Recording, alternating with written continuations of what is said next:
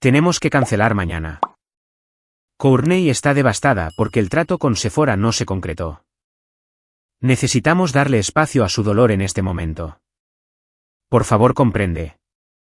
Ese fue el mensaje de texto que mi madre me envió a las 11:51 de la noche, menos de 24 horas antes de mi fiesta de 18º cumpleaños, una fiesta que yo misma había pagado. No lloré. No discutí. Simplemente me quedé junto a la ventana y vi cómo la furgoneta de Catherine, que había reservado hace 6 meses, salía de la entrada. Ese fue el momento en que la hija que ellos conocían murió y nació la arquitecta de su destrucción. Antes de que entremos en las consecuencias, deja un comentario y hazme saber desde dónde escuchas. ¿Alguna vez te han robado un gran momento por el drama de otra persona? Me encantaría escuchar tu historia. Para entender por qué lo quemé todo, tienes que entender la arquitectura de mi familia. Vivíamos en Buckhead, Atlanta, en una casa que parecía un pastel de bodas y se sentía como un museo. Mis padres, Jeffrey y Cynthia, no criaron hijos. Ellos curaron activos. Mi hermana Courtney, de 26 años, era el caballo de exhibición. Era una influencer con seguidores bot y una personalidad que requería internet de alta velocidad para funcionar. Yo era Morgan. Tenía 20 años. Y era la gerente en la sombra. No solo vivía allí. Llevaba la operación desde que tenía 14 años. Yo era quien equilibraba el presupuesto del hogar porque mi padre no podía entender Excel.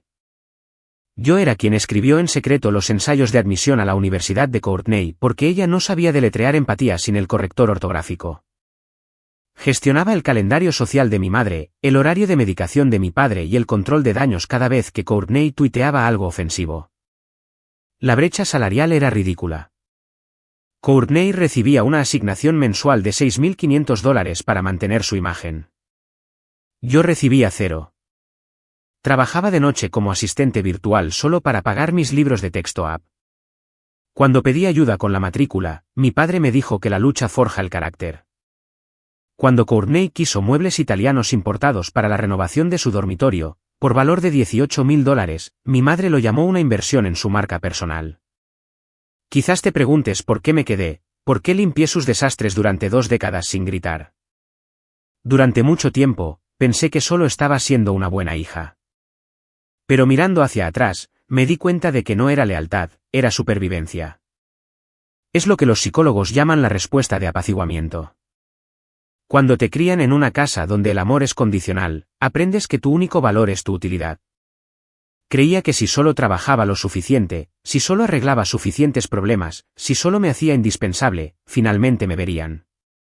Pensaba que mi trabajo era el alquiler que tenía que pagar solo para existir en su mundo. Estaba atada por una cadena invisible, convencida de que dejarlos significaría que no era nada.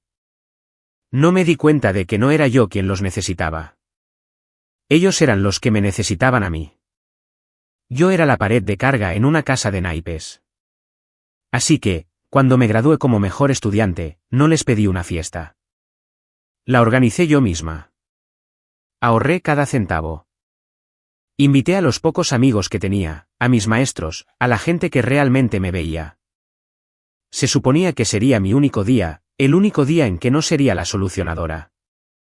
Y luego llegó el mensaje de texto.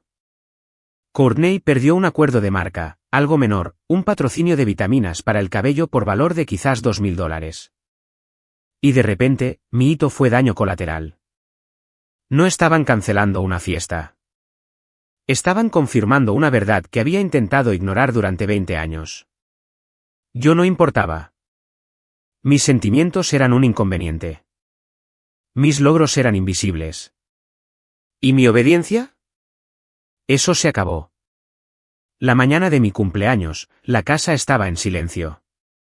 Mis padres habían llevado a Courtney a un retiro de spa a 1 hora de distancia para ayudarla a procesar su trauma. Me dejaron una tarjeta genérica en el mostrador con un billete de $50 dentro. Sin nota, solo el dinero en efectivo como una propina por un buen servicio. Lo miré por un momento, luego lo agregué a mi pila. No lloré. No grité en una almohada. Me moví con precisión quirúrgica. Había pasado los últimos 6 meses trasladando en secreto mis pertenencias más preciadas a un trastero por si acaso. Ahora terminé el trabajo. Empaqué mi ropa, mi ordenador portátil, mis diplomas y los pocos objetos sentimentales que había logrado mantener ocultos de la envidia de Courtney. Borré mi ordenador portátil, eliminando todas las hojas de cálculo del presupuesto familiar, las listas de contraseñas y las bases de datos de contactos que había creado para el club social de mi madre. Dejé la llave de la casa en el mostrador de la cocina junto a una sola hoja de papel. En ella, había escrito una lista de cada contraseña que había cambiado esa mañana: banca, correo electrónico, redes sociales, servicios públicos. Y al final, escribí una frase: renuncio al puesto de hija. Salí por la puerta principal, la cerré con llave detrás de mí y me subí a mi coche. Mientras me alejaba de los cuidados céspedes de Buckhead, no miré hacia atrás.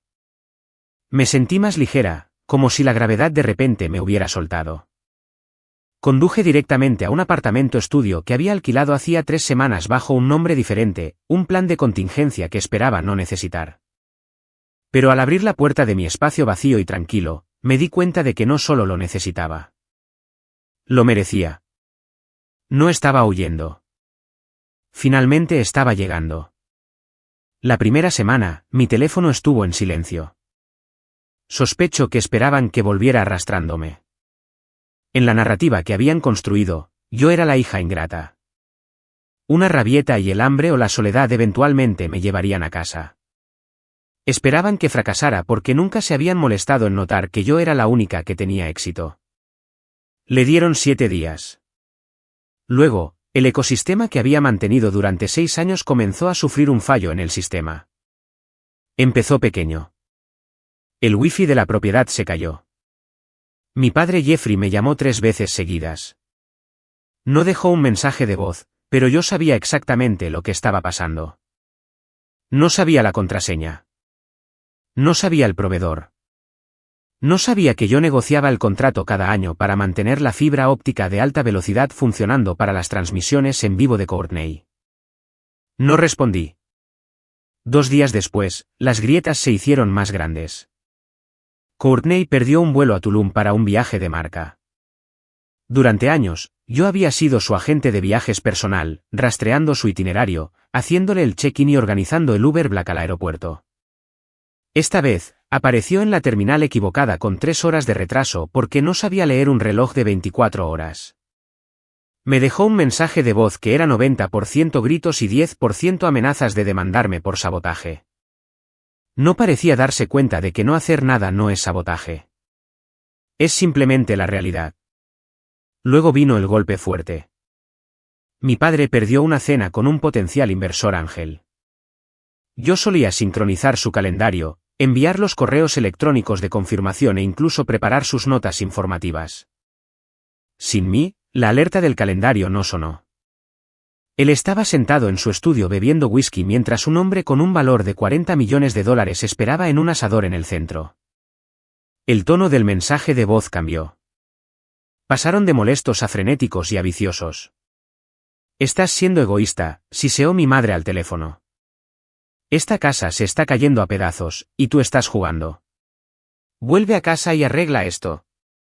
No me extrañaban a mí. Extrañaban el servicio. Extrañaban la infraestructura.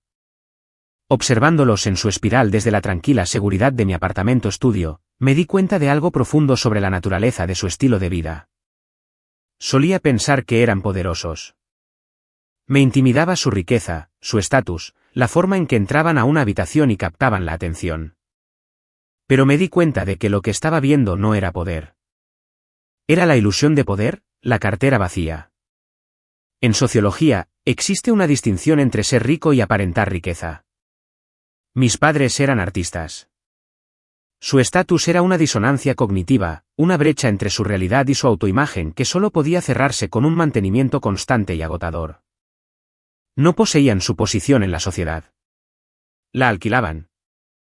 Y el alquiler se pagaba con deudas, favores y mi trabajo invisible. Todas sus vidas eran un escenario. Desde el frente, parecía un palacio de mármol. Pero yo era quien estaba detrás del escenario sosteniendo los accesorios de madera contrachapada y uniendo el cableado con cinta adhesiva. Cuando quitas al director de escena, el público finalmente ve que el castillo está hecho de cartón. No se estaban derrumbando por mala suerte. Se estaban derrumbando porque sin alguien que curara constantemente su realidad, la verdad de su incompetencia era imposible de ignorar. Estaban funcionalmente en bancarrota, no solo financieramente, sino competentemente. Y por primera vez, no corría al escenario para volver a unirlo. Estaba sentada en la audiencia viendo el espectáculo. Pasaron 12 meses para que el silencio se solidificara en una pared. En ese año, no solo sobreviví. Aceleré. Terminé mi carrera un semestre antes, graduándome summa cum laude sin un solo miembro de mi familia en la audiencia. A los 21 años, trabajaba como líder de operaciones en una startup de tecnología financiera. Ganaba un sueldo de 6 cifras, construía un portafolio y finalmente respiraba un aire que no sabía a obligación. Desde la distancia, observé el choque de coches en cámara lenta de mi vida anterior. Los rumores en Buckhead eran deliciosos. Courtney había sido vetada por 3 importantes agencias de talentos por falta de profesionalismo crónico, lo que en la industria significa llegar tarde y con resaca. Mis padres estaban liquidando activos discretamente. Primero, la casa de vacaciones en Highlands, luego el Porsche antiguo. Estaban vendiendo los accesorios para mantener las luces del escenario encendidas.